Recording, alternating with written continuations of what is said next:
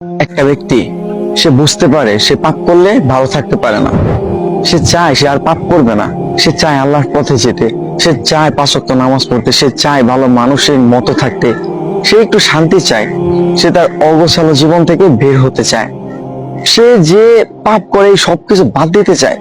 কিন্তু এরপরও মানুষের ধোঁকা, নিজের পরিবেশ, শয়তানের ধোঁকা, নিজের নফসের ধোঁকা, এই সবকিছু মিলে পাপ করে ফেলে। জানেন, এরকম অনেক ব্যক্তি আছে যারা এই অবস্থার মধ্যে আছে যে সে পাপ করতে চায় না, সে পাপের মধ্যে যেতে চায় না, কিন্তু এরপরও নফসের ধোঁকা, শয়তানের ধোঁকা, আজে বাজে মানুষদের সাথে মিশে বিভিন্ন ধোঁকায় পড়া, এই সবকিছুর কারণে সে পাপ করে ফেলে, সে ভুল করে ফেলে। কিন্তু একটা মানুষ সে যখন ভুল করবে, আবার তওবা করবে, আবার ভুল করবে, আবার তওবা করবে, এই মানুষটা যদি এইভাবে চালায় যাইতে থাকে এবং একটা সময় গিয়ে হয়তো আল্লাহ তাআলা চাইলে সে একদম পাপ থেকে মুক্ত হয়ে যাবে, সে একদম ভালো হয়ে যাবে।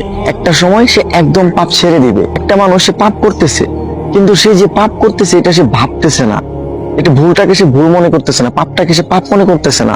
সে একটা খারাপ কাজ করতেছে, সে পাপ করতেছে, তার কাছে মনে হচ্ছে না যে এটা ভুল, এটা খারাপ, এটা পাপ, আল্লাহ তাআলা এটা অপছন্দ করেন, আল্লাহ তাআলা এটা থেকে দূরে থাকতে বলছে। এই মানুষটা যদি পাপ করার সাথে সাথে এইরকম চিন্তা করে আর মাফ না চায়, তাহলে এই মানুষটাই মূলত পাপের কারণে ধ্বংস হয়। এই ধরনের মানুষ, হ্যাঁ, এই ধরনের মানুষ মূলত পাপের কারণে ধ্বংস হয়। কিন্তু যেই মানুষগুলা পাপ করে আবার আল্লাহ তাআলার কাছে মাফ চায়, সে পাপের জন্য তওবা করে, সে আল্লাহ তাআলার দিকে ফিরে যেতে চায়, এই ধরনের মানুষ ইনশাআল্লাহ একটা সময় গিয়ে সে ধীরে ধীরে ধীরে ধীরে যখন পাপ করে আবার আল্লাহ তাআলার কাছে মাফ চায়, তখন এই যে তার এইভাবে চলতে থাকে, তখন না সে একটা সময় গিয়ে বুঝতে পারে যে আসলে পাপ করার যে খারাপ প্রতিক্রিয়াগুলো আছে সেইগুলা কি। প্রত্যেকটা পাপ আর প্রত্যেকটা খারাপ কাজের বাজে একটা প্রভাব আপনার জীবনের উপর পড়বেই পড়বে। সুতরাং আপনি পাপ করতেছেন, আপনি ভুল করতেছেন, আপনি ভালো হতে চাচ্ছেন, এইটা একটা ভালো অভ্যাস যে